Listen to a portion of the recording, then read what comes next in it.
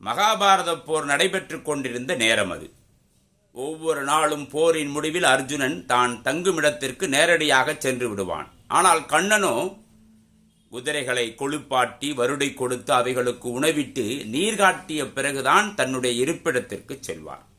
இதை கேள்விப்பட்ட அர்ஜுனன், நம்மிடம்தான் ஏராளமான ஆட்கள் இருக்கிறார்களே, அவர்களை வைத்து இந்த வேலைகளை செய்து கொள்ளக்கூடாதா என்று கண்ணனிடம் கேட்டான். அதற்கு கண்ணன், நான் தேரோட்டி, நான் தான் இந்த வேலைகளை செய்ய வேண்டும், நான் என் கடமையை செய்தேன், இதுதான் தர்மம் என்றார்.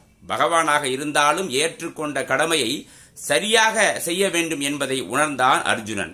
இதைத்தான் கடமையை செய், பலனை எதிர்பாராதே என்று சுட்டிக்காட்டினார் கண்ணபெருமான்.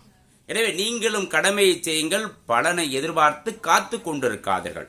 நீங்கள் செய்த கடமைக்குரிய பலனை எப்போது தர வேண்டும் என்று இறைவனுக்கு தெரியும். அப்போது கட்டாயம் உங்களுக்கு